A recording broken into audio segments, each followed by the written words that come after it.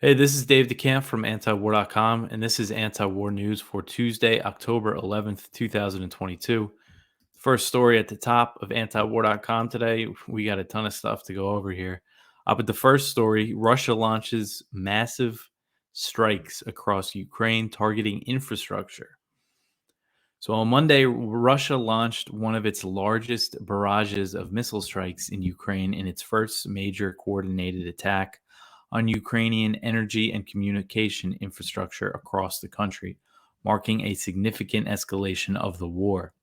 Russian President Vladimir Putin said that the missile strikes targeted the energy, military command, and communications facilities of Ukraine. The missile barrage came after the truck bombing of the Kerch Bridge, which connects Russian mainland to Crimea. A day earlier, Putin called the Kerch Bridge bombing a Ukrainian terror attack, and Ukrainian sources confirmed to U.S. media that Kiev was responsible. Now, Monday's strikes targeted nearly every region in Ukraine, including the capital, Kiev, where missiles hit the city center. Other major cities that were targeted include Kharkiv, Dnipro, Lviv, and Odessa, and several other cities. Ukraine's Prime Minister Denis Shmyhal said 11 key infrastructure facilities were damaged in 8 separate regions, including Kiev, leaving parts of the country with no electricity, heat, water, or internet. So at the time of the writing of this article, Monday night, Ukrainian authorities had reported 11 people killed in the missile strikes. So if you're watching on the video, I put in this map from South Front, which shows where all the strikes were reported, and it's just across the most of the country. So it was very large-scale attacks by Russia.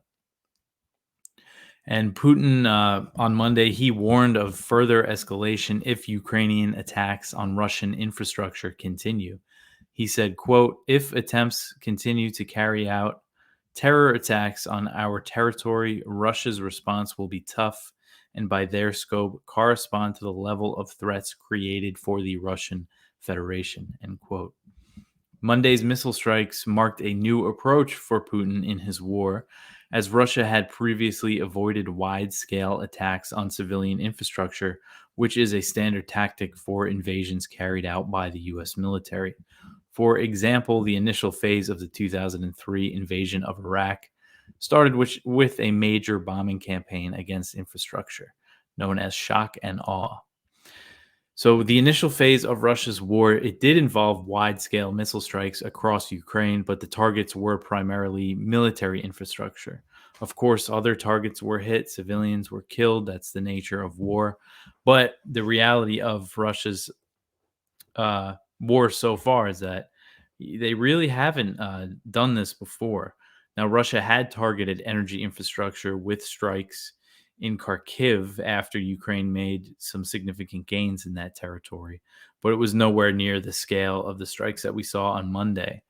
And the new phase of Russia's attacks on Ukraine, it came after Russia appointed General Sergei Sorovikin as the commander of Russian forces in Ukraine, and he had previously led Russian forces in Syria. So in response, President Biden, of course, condemned the strikes and said that he would keep supporting Ukraine. And he also spoke with Zelensky and promised that the U.S. would provide advanced air defense systems after these missile strikes. So, yeah, I mean, just another big escalation in the war. And I mean, the question is are we going to be seeing more of this, these types of attacks as the war goes on, as the war continues? All right.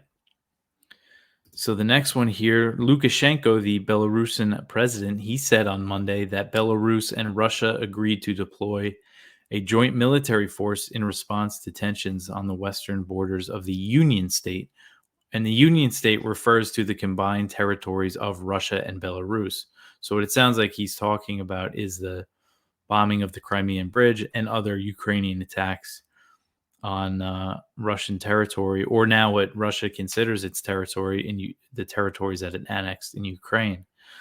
So Lukashenko said, quote, "In the wake of escalations on the western borders of the Union State, we agreed on deploying a regional group of forces of the Russian Federation and the Republic of Belarus, end quote. So he didn't specify where these troops would be deployed, maybe to Belarus's borders, but we're not really sure. He said that Russia and Belarus began combining troops 2 days ago after 2 days ago as of Monday. So after the attack on the Crimean bridge, the Kerch bridge, is when he said they started this. And he's claiming that Ukraine is discussing plans to launch attacks on Belarus. He said, quote, I have already said that Ukraine today, it is not just discussing, but planning strikes on Belarusian territory, end quote.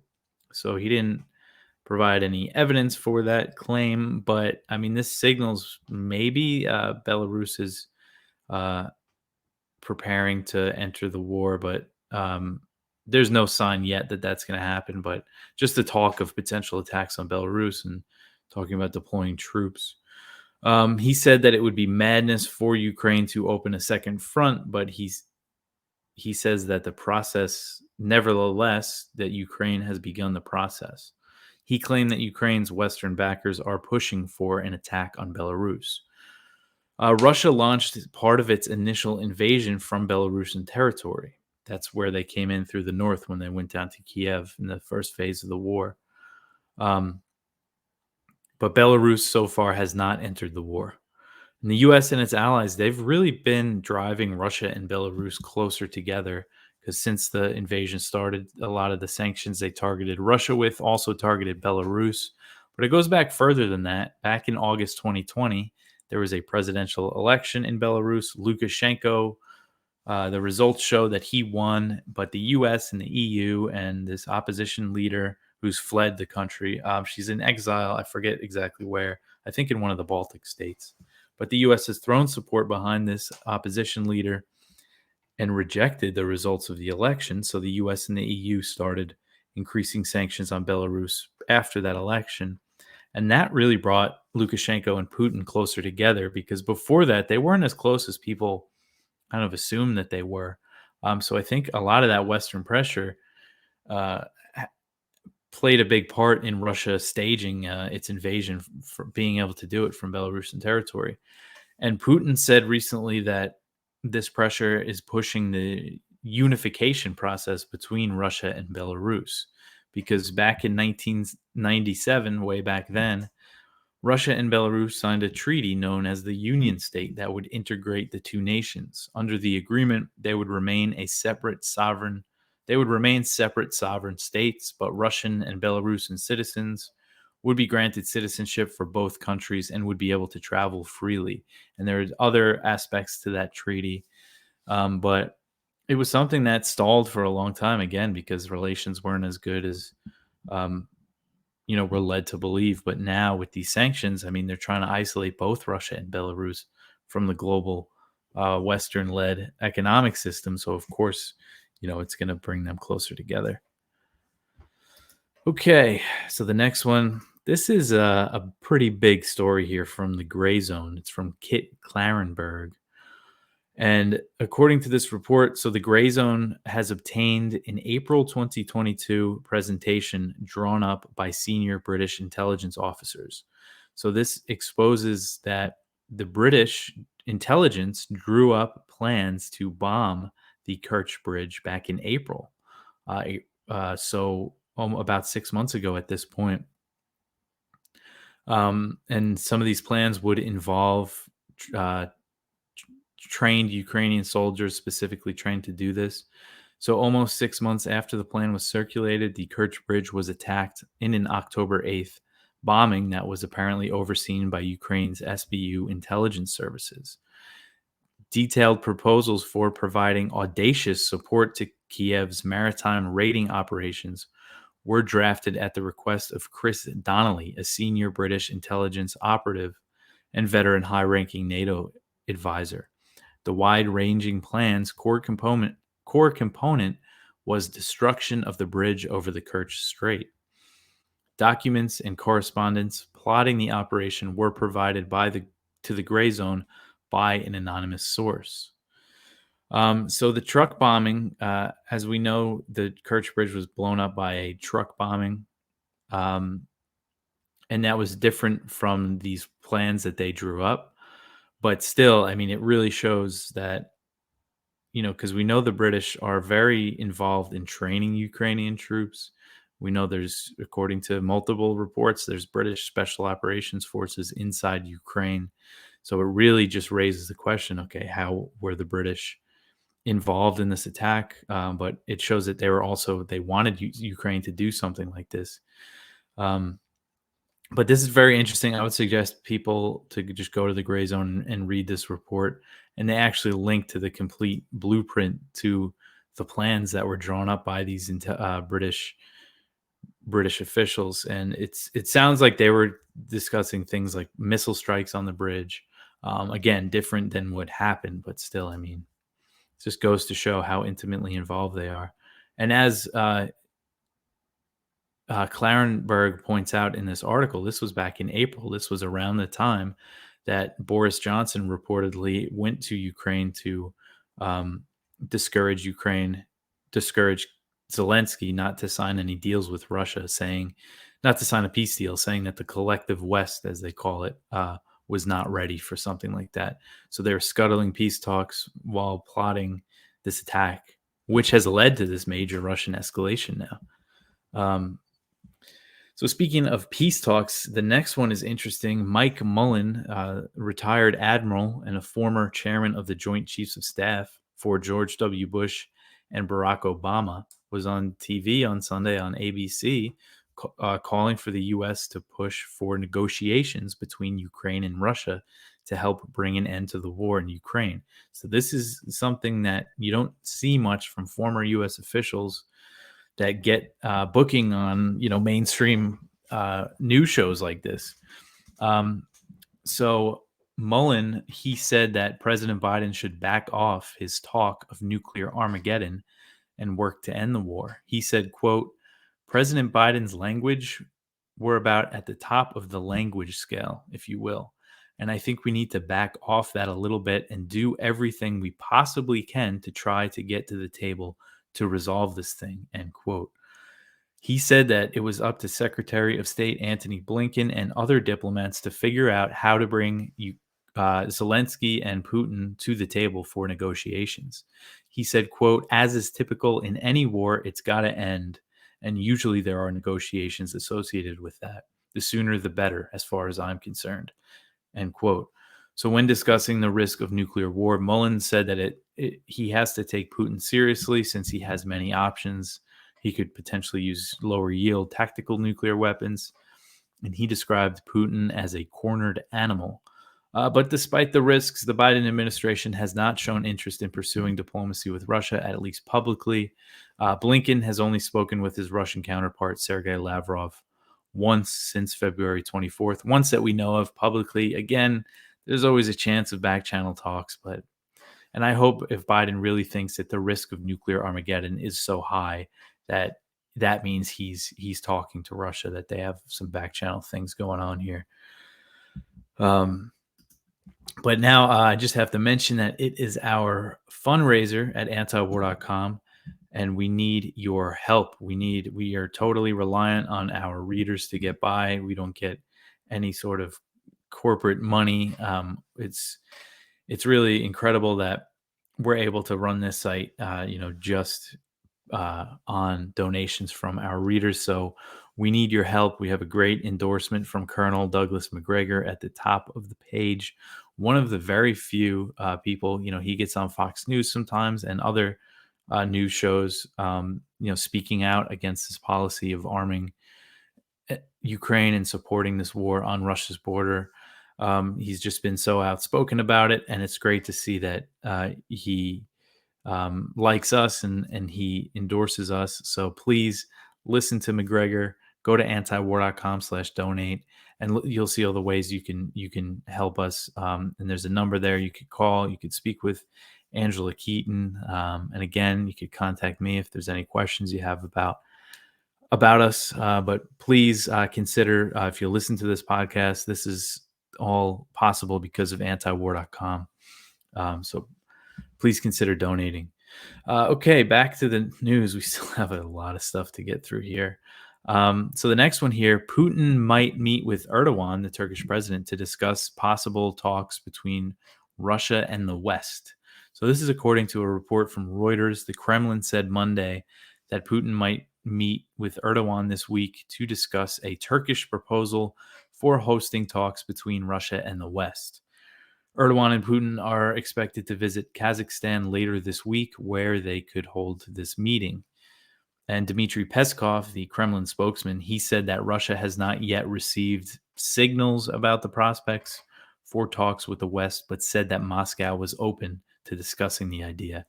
So Turkey has emerged as a broker between the warring sides in Ukraine, and they helped successfully negotiate the grain export deal that has unlocked Ukraine's Black Sea ports. Turkey also hosted the last known in-person peace talks between Ukraine and Russia that were held in Istanbul at the end of March. And virtual negotiations followed that, which showed some promise. But the peace talks ultimately failed, reportedly due in part to pressure from Boris Johnson, as I discussed earlier.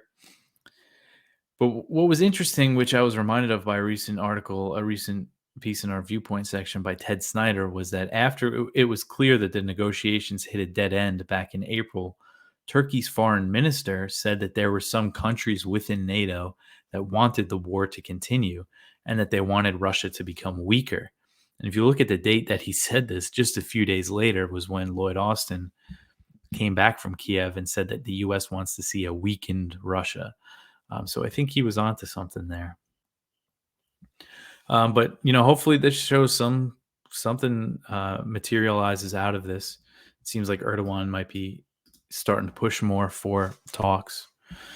Okay, the next one is from Responsible Statecraft, and it's about all these amendments that the Senate included in the National Defense Authorization Act, which is the military spending bill for next year, for 2023. Senators have filed over 900 amendments, and some of them include massive increases in spending. So this always happens where we're at right now with the NDAA. The House passed its version, and the House representatives submitted over 1,000 amendments to that one, and dozens were added, but not all of the ones that are submitted get approved. But it's just really amazing how much stuff they try to pack into this.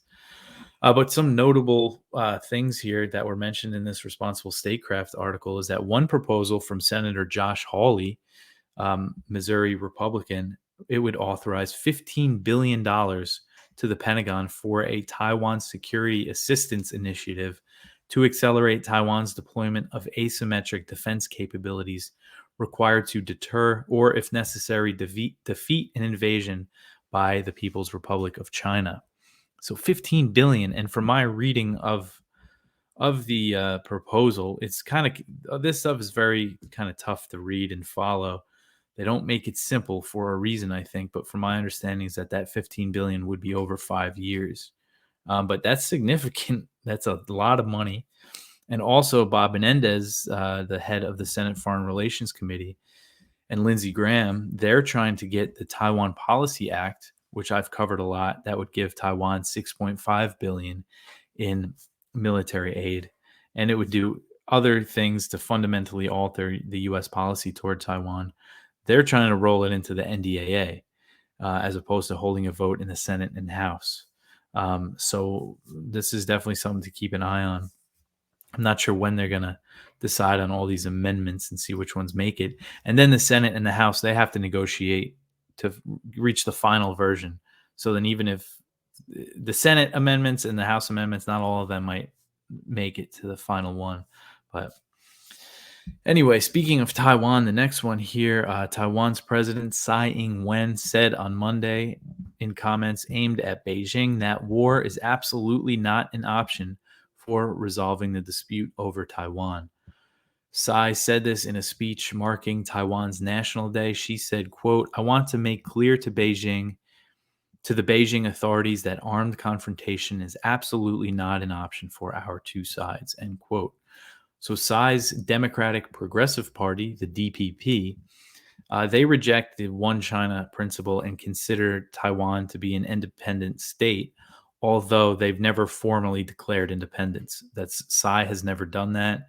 because that's something that they believe that would likely spark Chinese military intervention. China has been clear that such a declaration would they would take action if that happened. But still, I mean, she considers Taiwan to be a de facto independent state. So for her independence-leaning views, Beijing severed official contacts with Taiwan when she was elected president in 2016. Uh, Tsai called for China to respect Taiwan's sovereignty to resume contacts. She said, quote, only by respecting the commitment of the Taiwanese people to our sovereignty, democracy, and freedom can there be a foundation for resuming constructive interaction across the Taiwan Strait, end quote. So while warning against war, Tsai also spoke of Taiwan's efforts to increase its military spending and domestic weapon production. They're ramping up the production of precision missiles and high performance naval vessels. And Tsai said that Taiwan is working to, quote, acquire various small, high mobile precision weapons that will help us develop comprehensive asymmetric warfare capabilities, ensuring that Taiwan is fully prepared to respond to external military threats, end quote. So Taiwan is going to be able to do this a lot more if they get all this billions in military aid that these senators are pushing for. I think we're going to see something. We're not sure exactly what the amount will be yet, but I think a few billion is going to be headed Taiwan's way pretty soon. And tensions have been high in the region since House Speaker Nancy Pelosi visited Taiwan. Her visit sparked the largest ever Chinese military exercises around the island, and China has kept up the pressure by flying planes across the median line. All right. So the next article here is from the South China Morning Post. It's an interesting one. Taiwan's opposition Kuomintang Party, the KMT, which they're a little more Beijing friendly, which is interesting because they were the party of Chiang Kai-shek, and they ruled Taiwan under martial law until the late 1980s. Taiwan was a military dictatorship until then. But now, they're not like the DPP. They're not independence-minded like them. They have a different interpretation of the One China principle than China does. They're not willing to accept themselves as a province of China, but they're just less. They're just different from the DPP in what they want. But this article says that they're looking to regain more influence in Washington, and they want to open up a liaison office to rebuild ties with the U.S. Okay, the next one here. This is from Kyle Anzalone and Connor Freeman at the Libertarian Institute.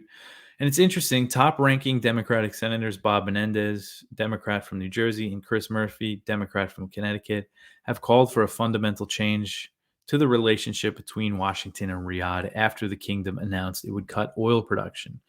So this is interesting. I mean, Menendez is a serious hawk. He has no problem with what Saudi Arabia is doing in Yemen, blockading the country and its history of bombing civilians there. Thankfully, it doesn't look like the Saudi air campaign has resumed since the ceasefire expired. So that's good. But he said in a statement that enough is enough. And he wants a change here. So this is, I guess, kind of a good sign that a lot of the Democrats are turning on Saudi Arabia. And Murphy and Menendez are calling to end arms sales, which is pretty significant. But at the same time, who knows how serious this is, because I think the Democrats are taking that move as kind of a shot against Biden because it came right before midterms. Their decision to cut oil production, OPEC's decision to cut oil production. So they're kind of taking it more personally. But anyway, the next one here, this is from Nick Turse at Responsible Statecraft, and it says the Pentagon does not know if it trained Burkina Faso coup leader. So there was another coup in Burkina. There was a coup in Burkina Faso late last month, and usually when there is a coup in Africa, it turns out that the Pentagon has trained the coup leader at some point or another. So this is saying that the Pentagon it's not clear. They haven't given an answer if they have trained this new coup leader, Captain Ibrahim Traore, of Burkina Faso. So it's a good article. It's a good read if you want to go get more information on that. Nick Turse, he's really the best one that covers AFRICOM operations across Africa and just issues that really don't get much coverage at all. All right, the next one here. There was another U.S. drone strike in Syria, according to a Kurdish Syrian security official speaking to the Associated Press. And this official said that the strike killed a ISIS member in a northern Syrian area that is controlled by Turkish-backed forces. So this is just, again, it looks like the U.S. operations against ISIS in Syria have kind of stepped up recently. Last week, CENTCOM said that it killed 3 ISIS members in airstrikes in a raid. And then on Saturday, CENTCOM said that a rocket was fired at a base in northeast Syria that was housing U.S. troops. So escalation in the U.S. war in Syria continues.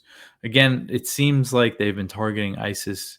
I haven't seen any reports to the contrary, saying that some of the strikes didn't kill ISIS members, but it's just something to keep an eye on, as there is always a chance that the U.S. launches, major airstrikes against other groups inside Syria. And as I always mention, the U.S. maintains an occupation force of about 900 troops in eastern Syria, and this presence is opposed by the Syrian government. And the area of the country that it occupies is where most of Syria's oil resources are. All right, so the last news story here, this is from Kyle and Connor at the Libertarian Institute again. North Korea claims to develop new nuclear weapons technology. So Pyongyang claims it is now able to conduct missile launches using underwater silos. The announcement came after a series of North Korean missile tests over the past 2 weeks. Meanwhile, South Korea is concerned about its air fleet's reliability. So Kim Jong-un oversaw the successful test of these underwater launched missiles, according to North Korean state media. So this is just another